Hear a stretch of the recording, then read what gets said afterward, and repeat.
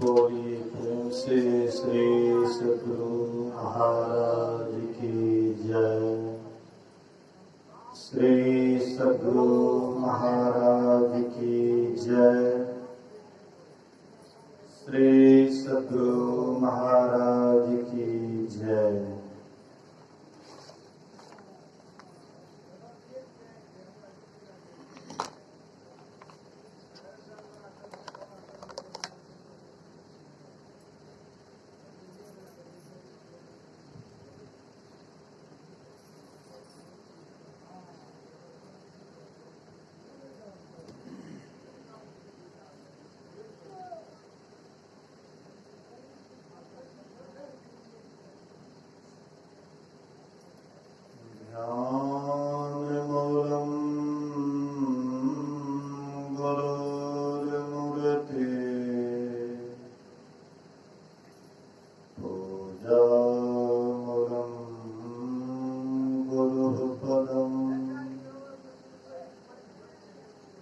मंत्रमूलं गुरुर्वाक्यम्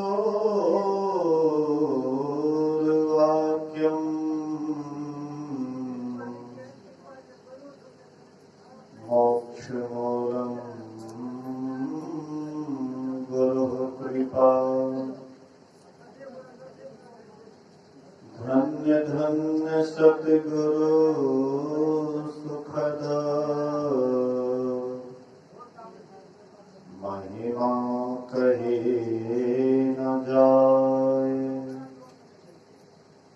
जो कुछ कहो तुम्हारी कृपा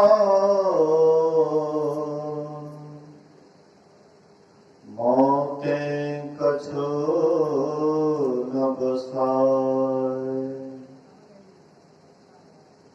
सर्वत्र सर्वदा वर्तमान सद्गुरु महाराज जी के पावन चरणों में कोटि कोटि नमन।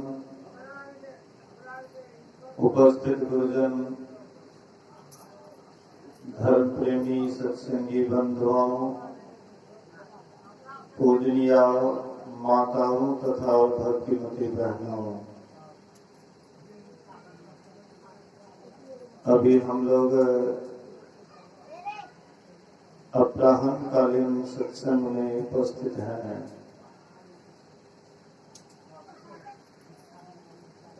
यह सत्संग भंडारे के अवसर पर रखा गया है।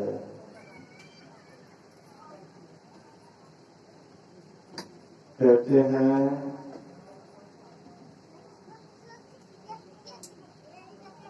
बिनो सत्संग न हरि कथा, तेह बिन मोह न भाग। मोह गए बिन राम पद, हो ही न दृढ़ अनुराग। यहाँ सत्संग हो रहा है और बगल में बाबा लोग का सत्संग हो रहा है, क्योंकि वे लोग सोचते हैं कि हम कोनो कम हैं। वो लोग सत्संग करते हैं तो हम लोग सत्संग करेंगे। बोलिए श्री सद्गुरु। लेकिन सावधान रहना चाहिए। गोस्वामी जी रामचरितमानस में क्या लिखते हैं? बिनो सत्संग न हरि कथा। जब तक हम सत्संग नहीं करेंगे, कहते हैं बिनु सत्संग न हरि कथा। हरि की कथा बिना सत्संग का नहीं होता है। और हरि कथा को नहीं सुनेंगे तो मोह भी नहीं भाग सकता है। मोह किसको कहते हैं? मोह कहते हैं अज्ञानता को। ज्ञान विहीनता का नाम अज्ञानता है। हम आप अंधकार में पड़े हुए हैं और ये अंधकार में जब तक हम आप रहेंगे, मोह के दलदल में रहेंगे और लाखों कोशिश करेंगे, इससे हम आप निकल नहीं सकते हैं। इसलिए कहते हैं कि सत्संग अनिवार्य है। कहते हैं सत्संग से लागू हो रे भाई, तेरी बिगड़ी बात बन जाएगी। ये भाई सत्संग से लग करके रहो, तुम्हारा बिगड़ा हुआ बात बन जाएगा। ये बिगड़ा हुआ बात क्या है?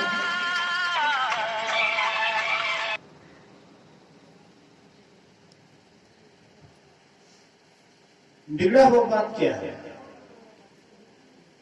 हम आप आवागमन में पड़े हुए हैं। आवागमन, आवा आना, गमन जाना। जन्म लेना अर्थात आना है, और गमन अर्थात शरीर छोड़ करके यहां से जाना।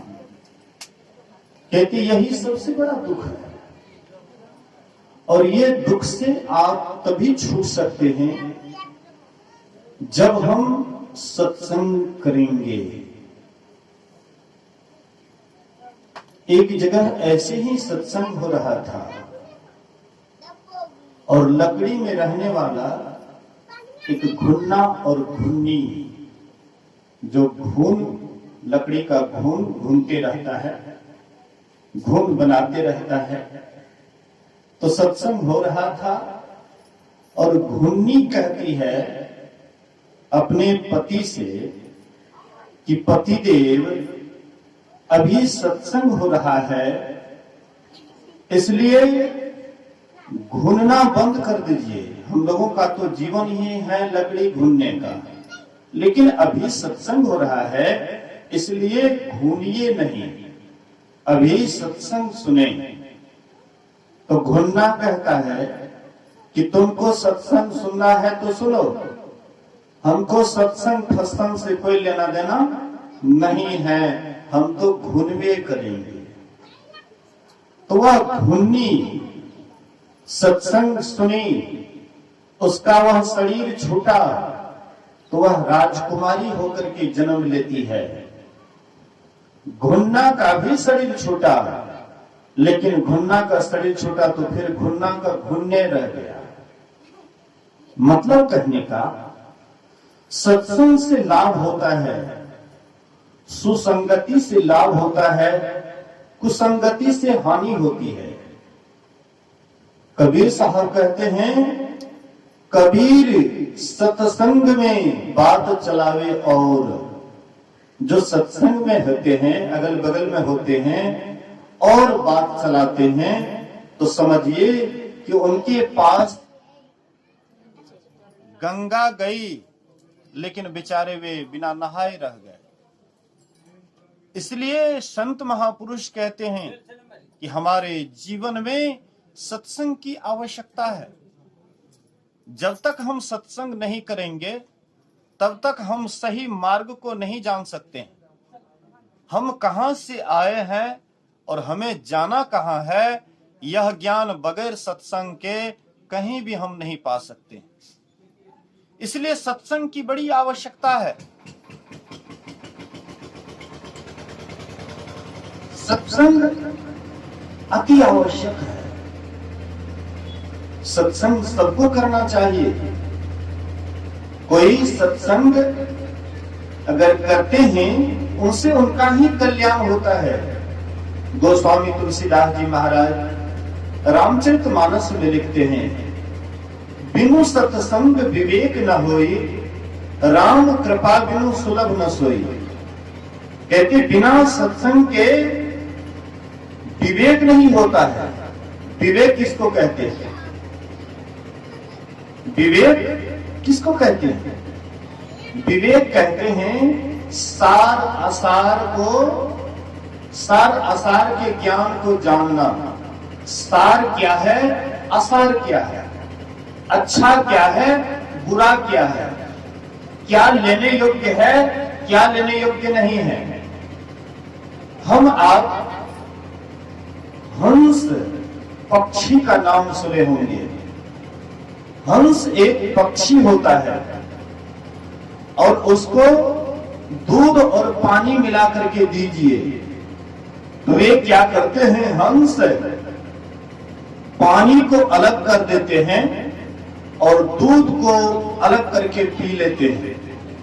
ये क्षमता एक हंस के अंदर होता है, लेकिन वही कौवा है, कौवा केवल विष्ठा में चोंच मारता है। इसलिए लेकिन हंस दूध और पानी को अलग करने के लिए जानता है। इसी तरह से अस विवेक जब देई विधाता, जब ऐसा विवेक विधाता देते हैं, परमात्मा देते हैं, तब हम आसार को छोड़ देते हैं और सार रूपी दूध को ग्रहण करते हैं। आसार रूपी पानी का त्याग करके सार रूप दूध का ग्रहण करते हैं। लेकिन ये कैसे होगा? तो बिना सत्संग के नहीं हो सकता है। इसलिए सत्संग की आवश्यकता है। हम कितना हो बड़े ज्ञानी हैं, लेकिन सत्संग के बिना रहते हैं तो हम ज्ञानी नहीं, एक नंबर के अज्ञानी हैं। इसलिए सत्संग की बड़ी आवश्यकता है। सत्संग से लागी रहो रे भाई, तेरी बिगड़ी बात बन जाएगी। एक सेठ जी बाहर से आ रहे थे कमा करके, बहुत उनके पास सामान था। इसलिए सेठ जी सोचे कि कुली मिल जाए तो कुली करके सामान उठा करके वे अपना घर चले जाएंगे। तो प्लेटफॉर्म पर उतरा और पता करते हैं, पुलिस से कहते हैं कि देखो भाई, फलाने जगह सामान ले जाना है, कितना पैसा लोगे?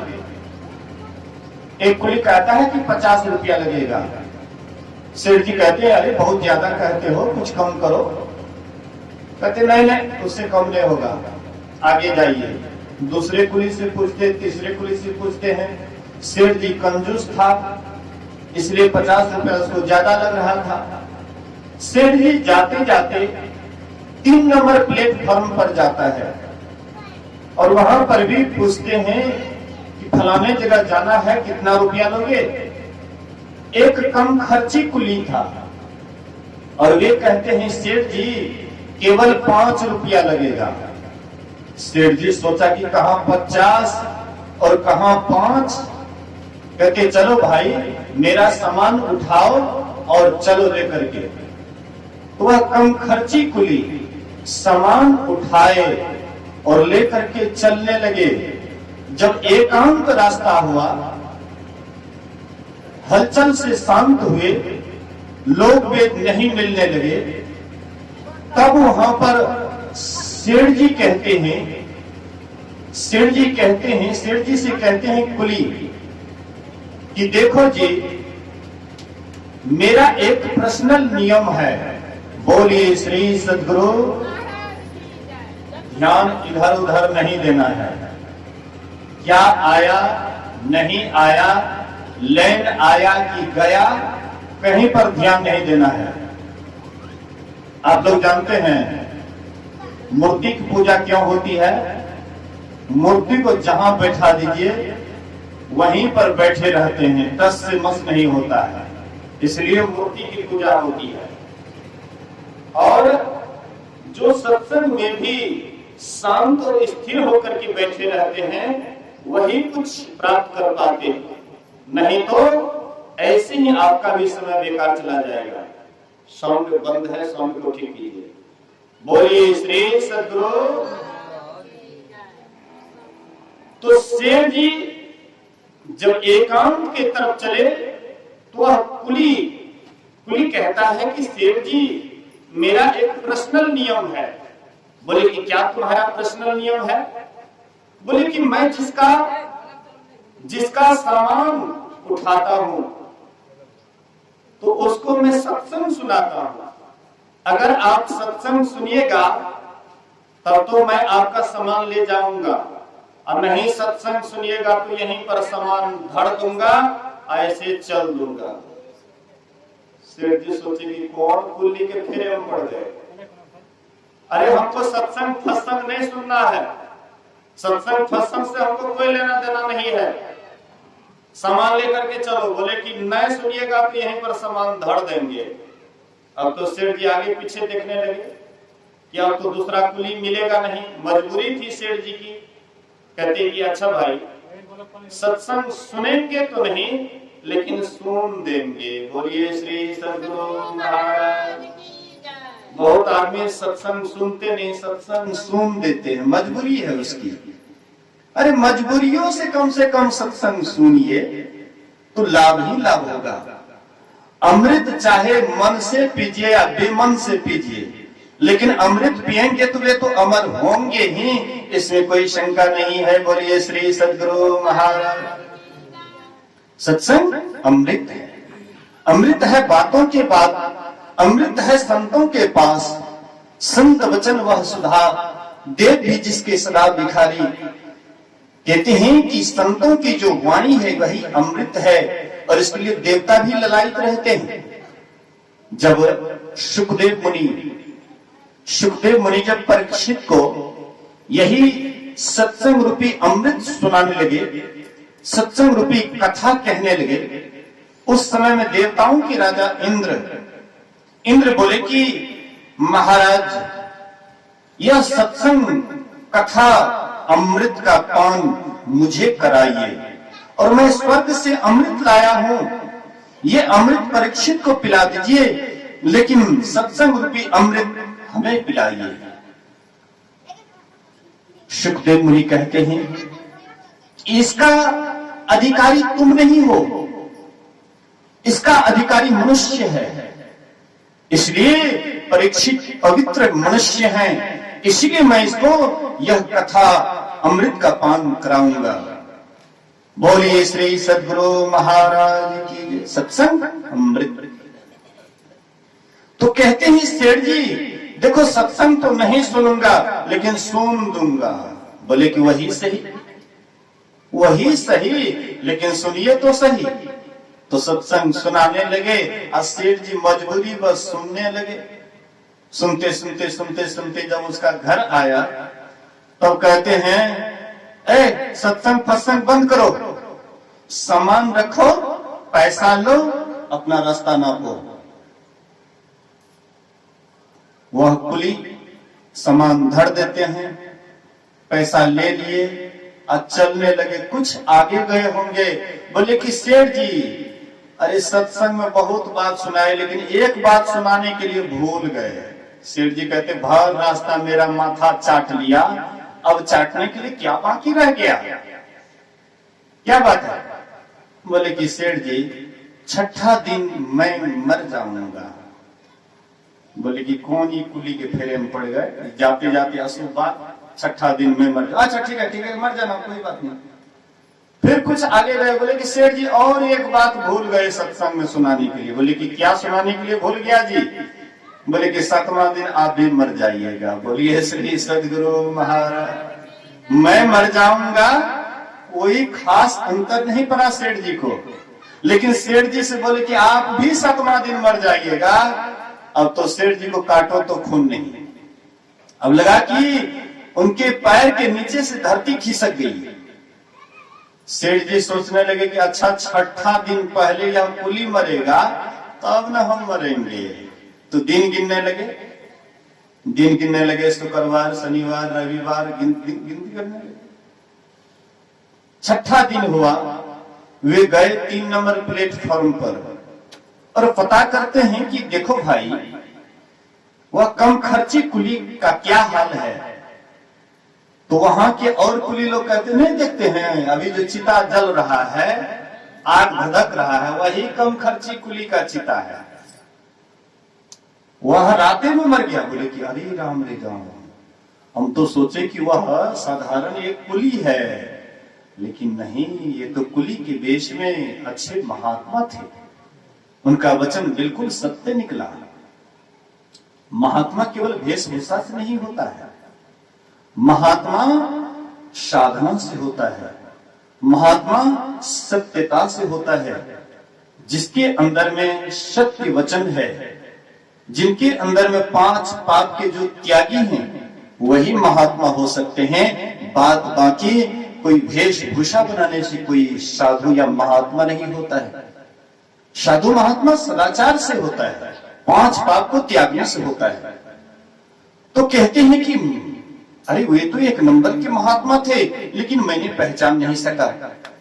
अब ये बेचारे किसी तरह से गए घर, हे फलाना आदमी, हे चिलाना आदमी, हम आपका पैसा लिए थे, ये ले लीजिए, हम आपका ये गलती किए थे, क्षमा कर दीजिए। सबसे क्षमा याचना करने लगे कि अब तो हम एक दिन के ही मेहमान हैं।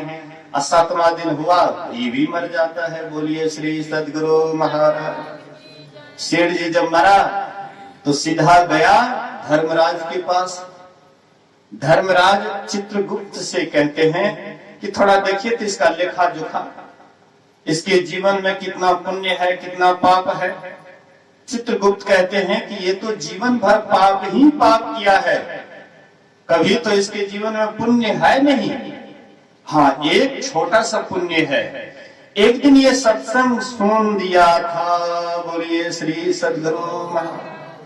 एक दिन ये सत्संग सुन दिया था, यही इनके पास में पुण्य की पूंजी है, बाद बाकी तो जीवन भर पाप ही पाप है।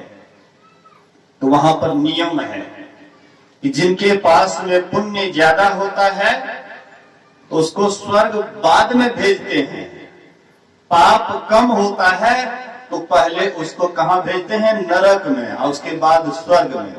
और जिसका पाप ज्यादा होता है अब पुण्य कम होता है तो उसको पहले स्वर्ग भेजते हैं, अब बाद में उसको नरक में दे देते हैं सड़ने के लिए। जीवन भर अब सड़ते रहो, गलते रहो, मरते रहो, हाय हाय करते रहो।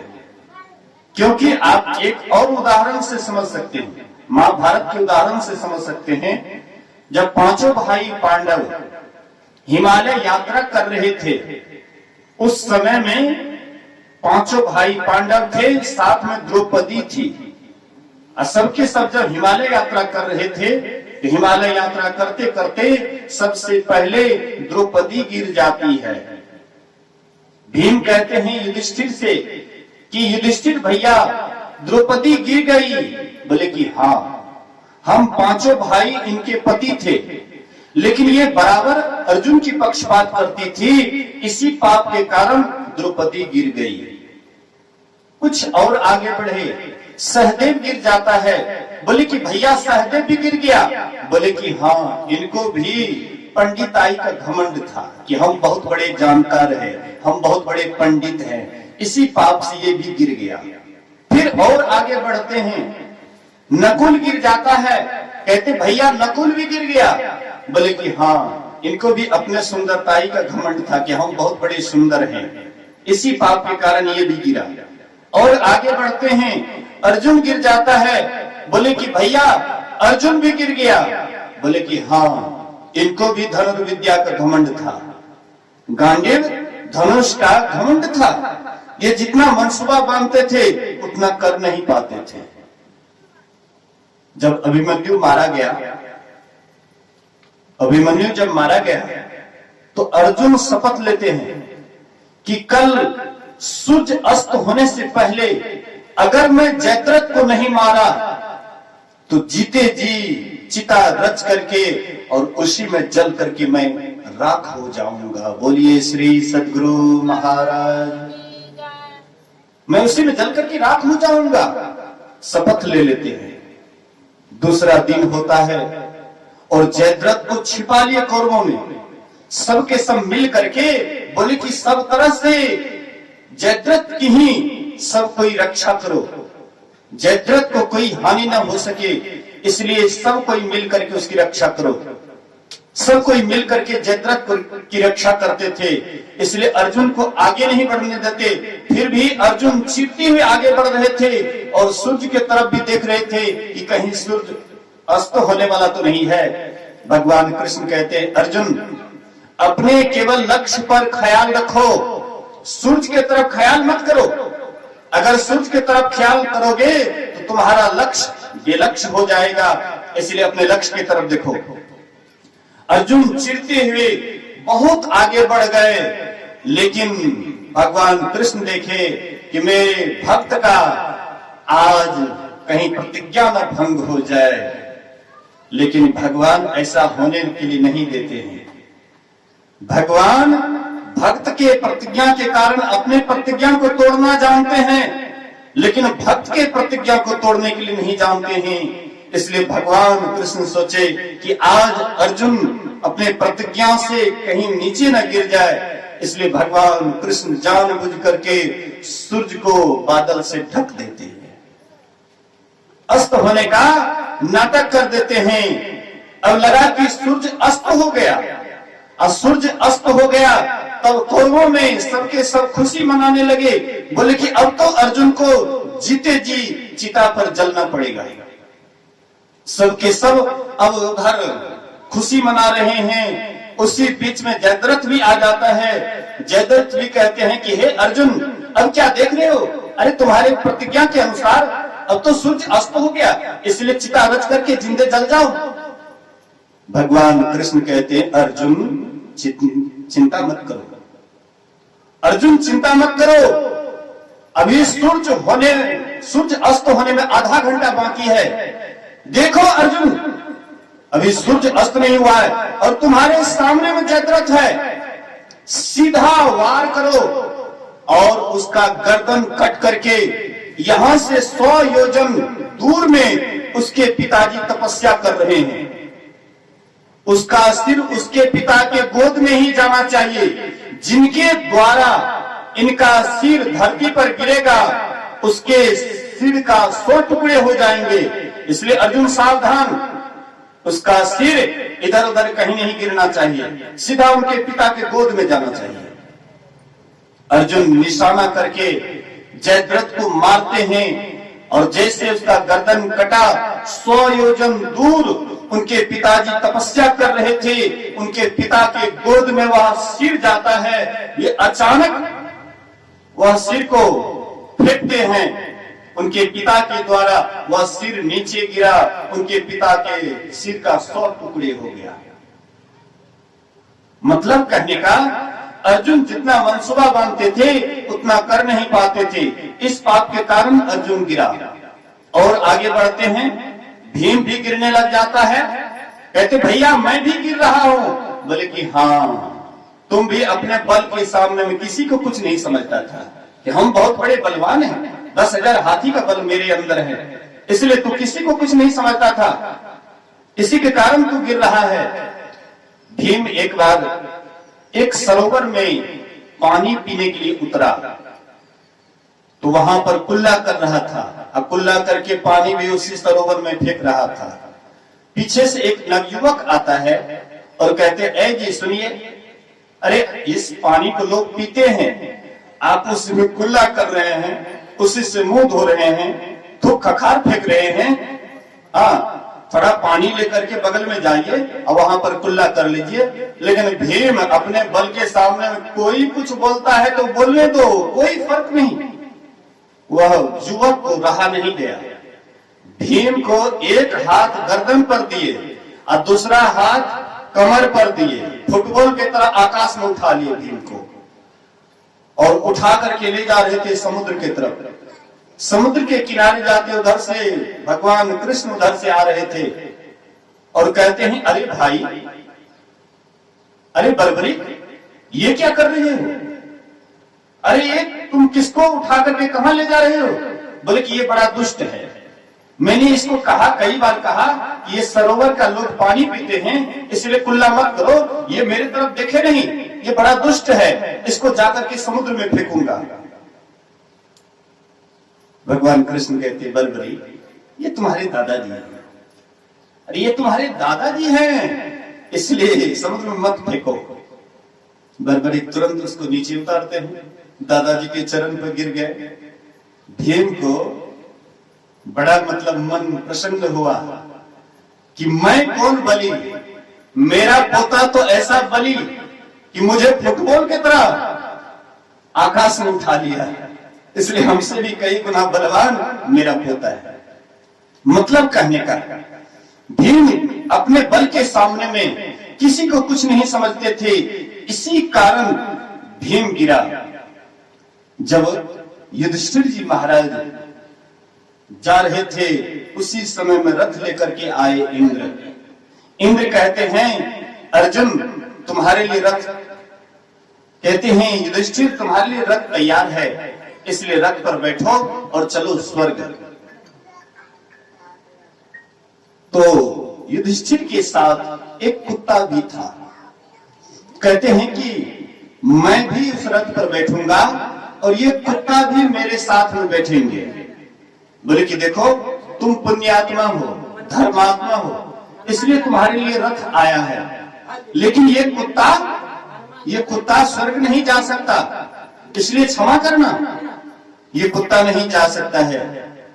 इसलिए कहते हैं कि नहीं, मेरे साथ ये कुत्ता बहुत दूर से आया है, इसलिए कुत्ता बड़ा वफादार है, सबको ही साथ छोड़ दिए, लेकिन कुत्ता मेरा साथ नहीं छोड़ा है, इसलिए कुत्ता भी हमारे साथ जाएंगे। अगर नहीं जाएंगे कुत्ता तो हम भी नहीं जाएंगे स्वर्ग, ले जाइए अपना रथ। बोलिए श्री सद्गुरु महाराज।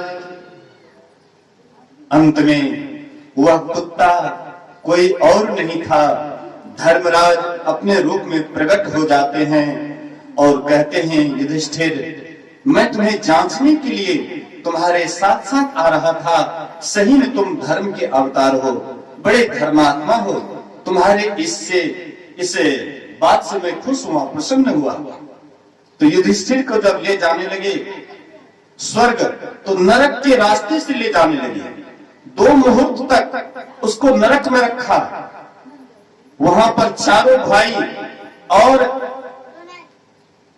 द्रौपदी इन सबका भी चिक्कार आवाज सुने। बोले कि ये क्या है? बोले कि यही नरक है।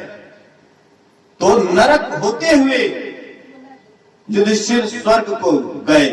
मतलब कहने का, जो पुण्यात्मा विशेष होता है उसको बाद में स्वर्ग, और जो पापी ज्यादा होता है उसको बाद में नरक।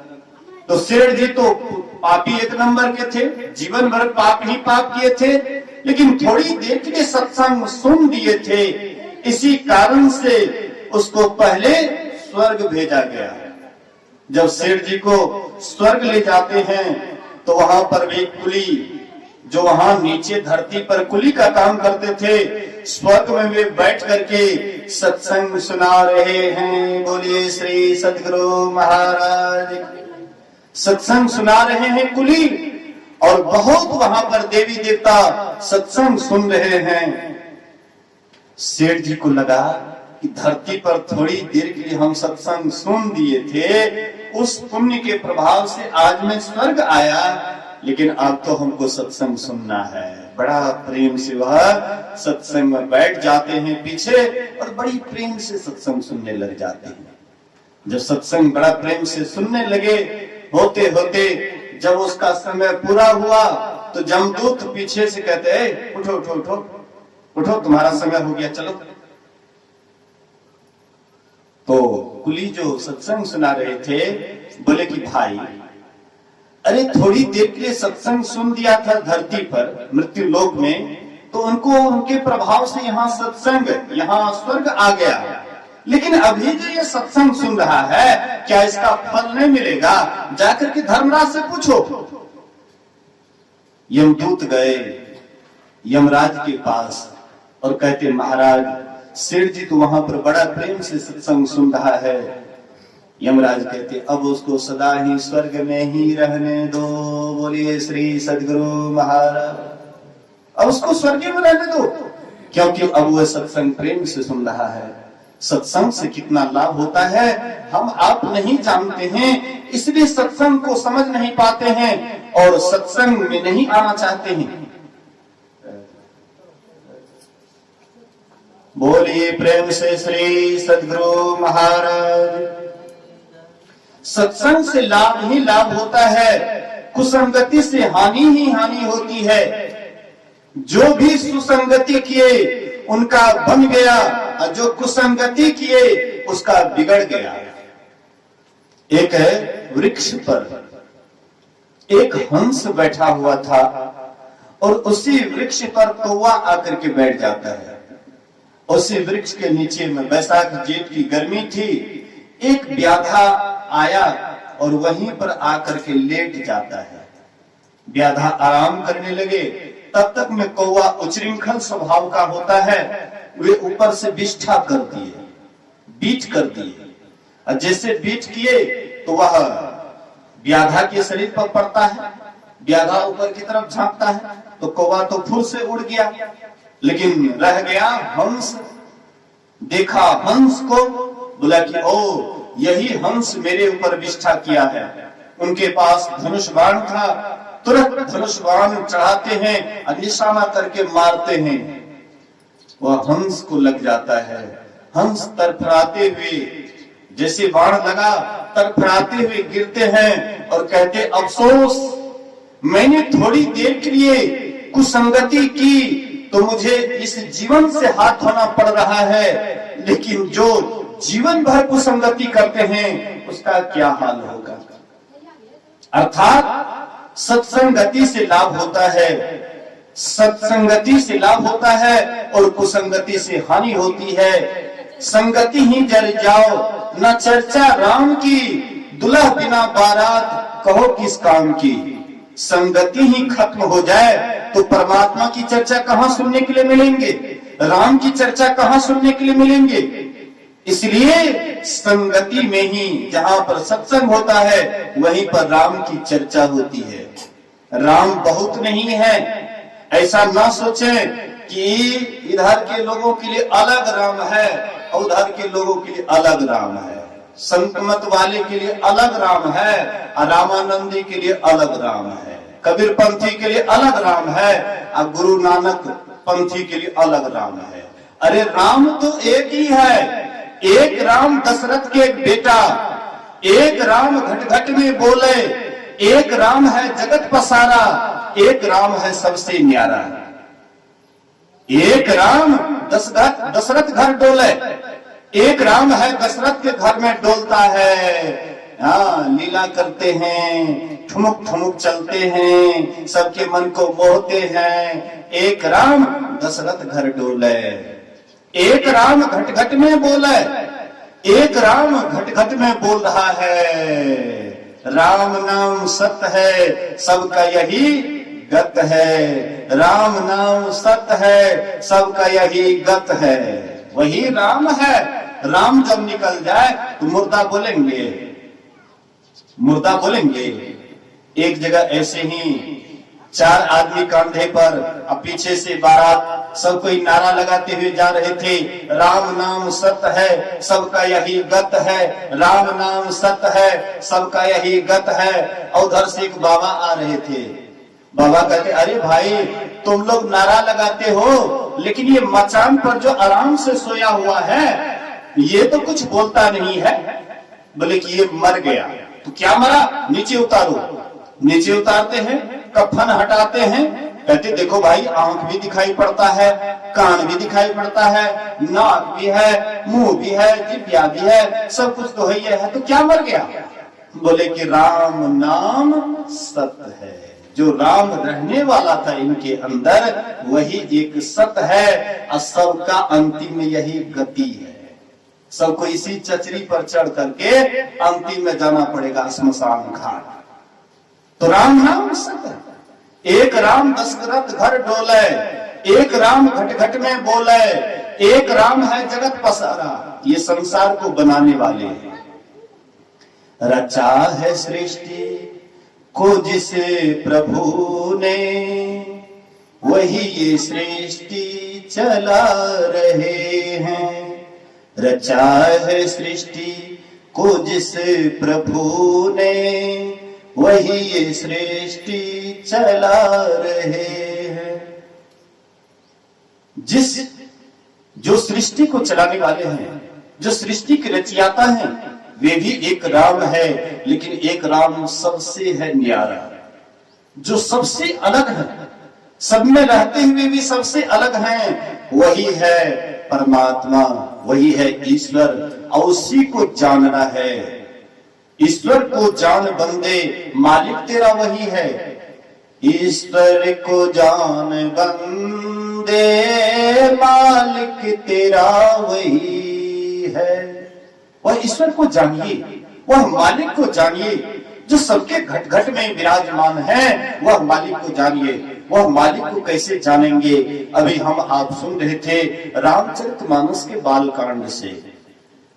राम नाम मणि दीप धरु, जीह देहरी द्वार, तुलसी बाहर भीतर हूं, जो चाहसी उजियार। कहते हैं अगर तुम बाहर भी उजाला चाहते हो, बाहर भी प्रकाश चाहते हो और भीतर भी प्रकाश चाहते हो। पुराने जमाने में जब बहुत गरीबी थी, बिजली बत्ती की व्यवस्था नहीं थी, लोग एक एक गरीब आदमी एक दीपक जलाने के लिए भी उनके पास में तेल नहीं था।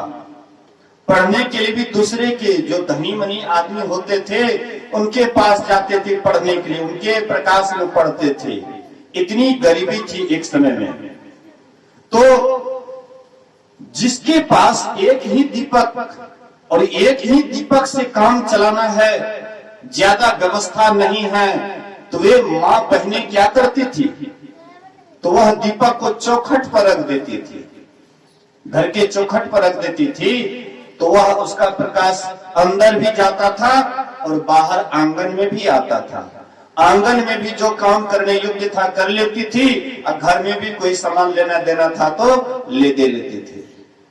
कहते हैं इसी तरह से हम आप भी अंदर में भी प्रकाश चाहते हैं और बाहर में भी प्रकाश चाहते हैं। कहते राम नाम मणि दीप को जीव रूप देहरी के द्वार पर रख, अर्थात राम का नाम बराबर स्मरण होता रहे, बराबर जपते रहे। जो जपते हैं बराबर जप करते हैं, जो प्रभु को जपते हैं, ये जपने वाले 4 प्रकार के भक्त हैं संसार में। एक है आर्त, दूसरा है अर्थार्थी, तीसरा है जिज्ञासु और चौथा है ज्ञानी। ये 4 प्रकार के भक्त संसार में हैं। एक है आर्त, दुखी। जब दुख आता है, तकलीफ होती है, तब भगवान का नाम लेते हैं, तब कहते हे परमात्मा, हे प्रभु, बहुत कष्ट में है, बहुत दुख में है, एक बीत जगह दे दीजिए, यहां से उठा लीजिए, एक बीत जगह दे दीजिए।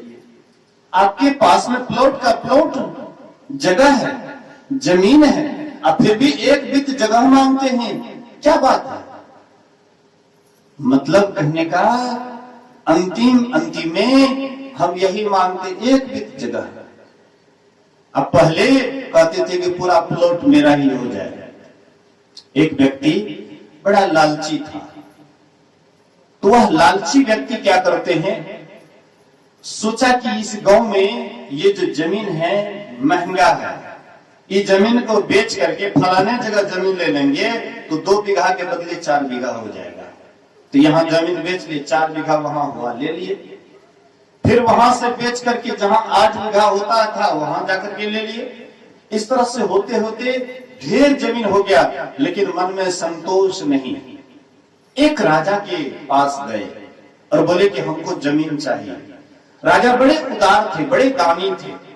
राजा कहते हैं कि भर दिन में तुम गोसाई उगते समय में जाओगे और गोसाई डूबते समय में जितना जमीन का चक्कर लगा करके आ जाओगे, सब जमीन तुम्हारे नाम से रजिस्ट्री कर देंगे। बोला कि वाह, ये तो संजोग बड़ा बढ़िया है। तो ये क्या करते हैं, पूर्व की तरफ चले और जितना ही आगे बढ़ते जाते थे उतना ही बढ़िया जमीन दिखने में आता था। जितना आगे बढ़ते उतना बढ़िया जमीन। होते होते बहुत आगे बढ़ गए और अब संध्या होने चला। हाँ, समय गोसाई डूबने वाला था। याद आ गया कि राजा बोले थे कि शाम तक में लौटना है, इसलिए बेचारे अब वहां से दौड़ने लगे कि लौटना भी तो है, अब गोसाई डूब जाएगा तब तो जमीन नहीं होगा, इसलिए वहां से दौड़ने लगे।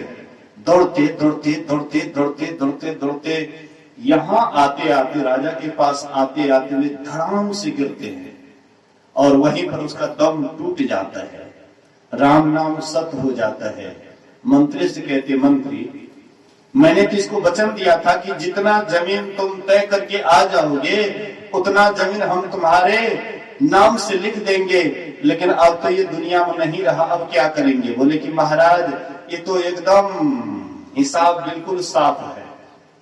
बोले क्या साफ? बोले कि जितना जमीन पर पड़ा हुआ है उतना उनके नाम से जमीन लिख दीजिए। 3.5 हाथ 1 हाथ चौड़ा, लंबा 3.5 हाथ 1 हाथ चौड़ा, बस इतना जमीन लिख दीजिए इनको। और कितना क्या करेगा, मतलब कितना हो करेंगे, अंत में तो आपको खाली ही जाना पड़ेगा। इसलिए महापुरुष कहते हैं जब दुख आता है तब हम परमात्मा का नाम लेते हैं, और सुख आता है तब हम भगवान को भूल जाते हैं। बोलिए श्री सद्गुरु महाराज की। युवक युवती, अभी शरीर हृष्ट पुष्ट रहता है, युवक युवती का शरीर तंदुरुस्त रहता है, लेकिन उस समय में भगवान का नाम उसको बढ़िया नहीं लगता है।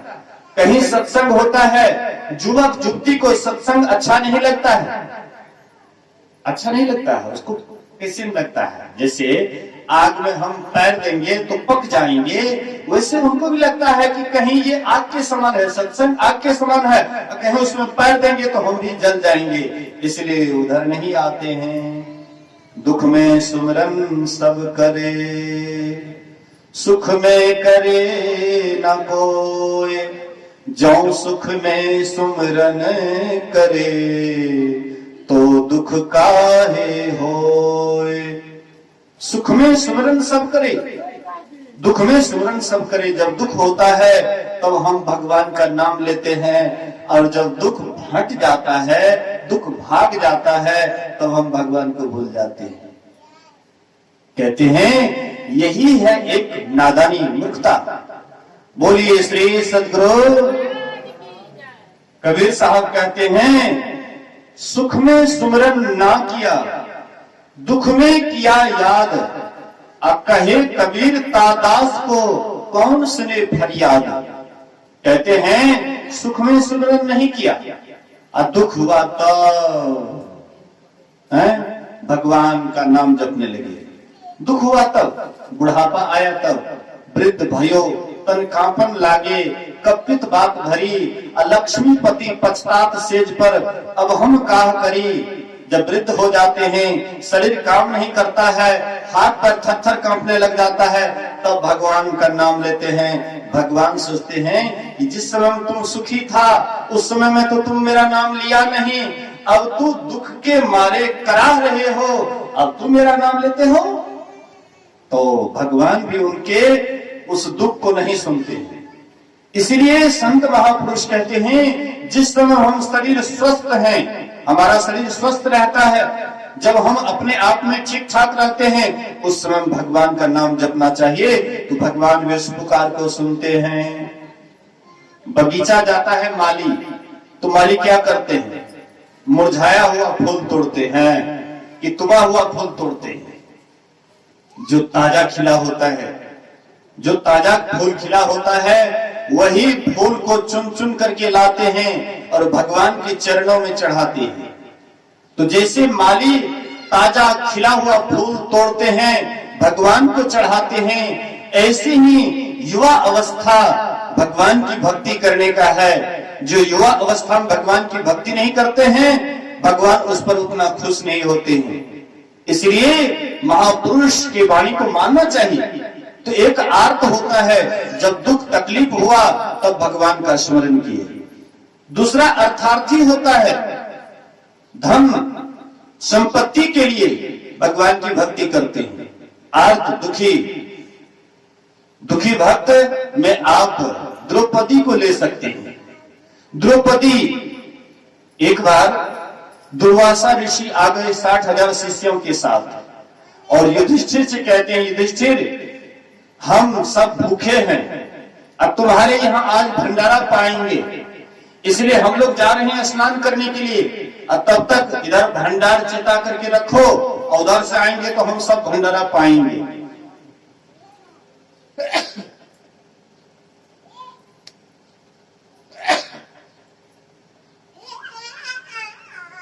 युधिष्ठिर वहां से गए द्रौपदी के पास और द्रौपदी से पूछते हैं कि द्रौपदी कुछ खाने पीने के है कि नहीं।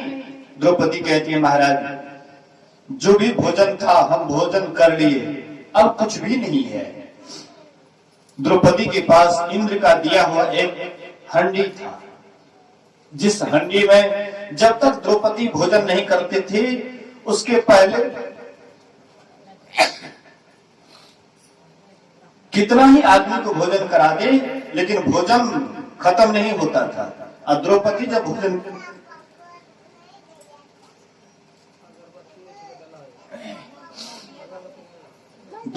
भोजन कर लेती थी तब भोजन खत्म हो जाता था।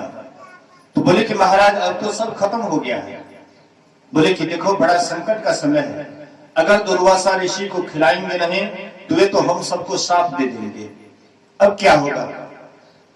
तो द्रौपदी भगवान को स्मरती है, भगवान कृष्ण का स्मरण करती है। भगवान कृष्ण आते हैं और आते आते भगवान कृष्ण कहते हैं कि द्रौपदी पहले मुझे भोजन कराओ, बहुत जोर से भूख लगी है। द्रौपदी कहती है कि वही तो संकट था, इसलिए तो मैं आपको स्मरण की, इसलिए मैं क्या भोजन कराऊं, मेरे पास कुछ भी नहीं है। बोले कि देखो बढ़िया से कहीं कुछ होगा। द्रौपदी देखती है एक साग का पत्ता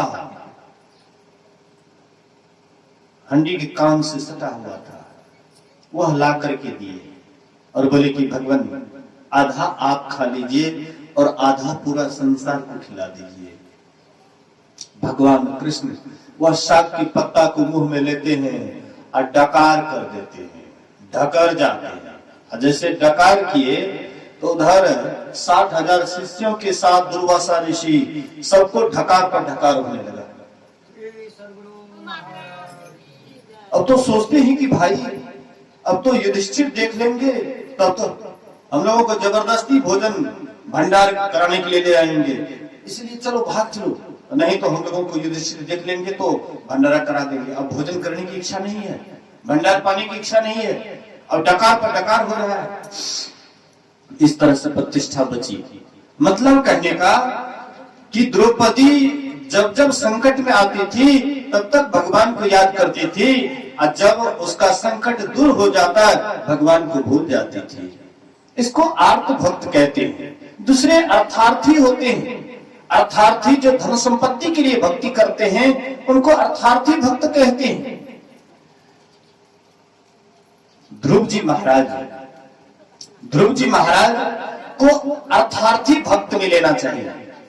ध्रुव जी महाराज अपने पिता के गोद में, उत्तानपाद के गोद में गए बैठने के लिए, और उसकी सौतेली मां सुरुचि ध्रुव के हाथ को पकड़े और 2-3 थप्पड़ लगा देते हैं और कहते हैं कि जा, आता है गोद में बैठने के लिए। अरे पिता के गोद में बैठने का इतना ही तुझे शौक है तो जा सबसे पहले तप कर, अब तप करके मेरे गर्भ से जब पैदा लोगे तभी तुम पिता के गोद में बैठने का अधिकारी बनोगे, नहीं तो जा यहां से। ध्रुव को थप्पड़ मार करके नीचे उतार दिए। ध्रुव रोते रोते 5 वर्ष का बालक रोते रोते अपने मां सुनीति के पास गए और सुनीति से कहती, मां मैं आज पिता की गोद में बैठने के लिए गया, पिता ने छोटी मां ने मुझे थप्पड़ देकर के उतार दिया और कहा कि जंगल जाकर के तप करो, अब तप करके मेरे गर्भ से जब जन्म लोगे तभी तुम पिता के गोद में बैठने का अधिकारी बनोगे। तो उसकी मां कहती है, बेटा छोटी मां ने तुझे सही कहा, जाओ बेटा और जाकर के तपस्या करो, और तपस्या करके इस पिता की गोद में, अरे उस पिता की गोद में बैठ जाना जहां से कभी उतरना नहीं पड़ता है। ध्रुव जी महाराज को लग जाता है और वे चल देते हैं जंगल। जंगल जैसे चलने लगे, रास्ते में नारद बाबा से भेंट हो जाती है। बोलिए श्री सद्गुरु महाराज। नारद बाबा रास्ते में मिल गए, ध्रुव से कहते, ध्रुव कहां जा रहे हो? बोले कि जंगल जा रहा हूं तपस्या करने के लिए। बोले अरे ध्रुव तुझे पता नहीं है जंगल में कितने हिंसक जानवर होते हैं, क्या तुमको बचने देंगे? तुमको जिंदे खा जाएंगे, इसलिए ये सब मामला छोड़ो और जाकर के घर जाओ। ऐसे ही लड़ाई झगड़ा होता है, बाद में मेल भी हो जाएगा, इसलिए घर लौट जाओ। तो ध्रुव कहता है कि मैंने सुना है रण में, वन में, व्याधि में वृथा डरहु जनी कोई, अजौ सहाय जननी जठर सो प्रभु कहे कि सोई। कहते हैं आपके जैसे ऋषि देवर्षि, और आपके मुंह से ये शोभा नहीं देता है कि जंगल जाओगे तो वहां पर हिंसक जानवर खा जाएंगे।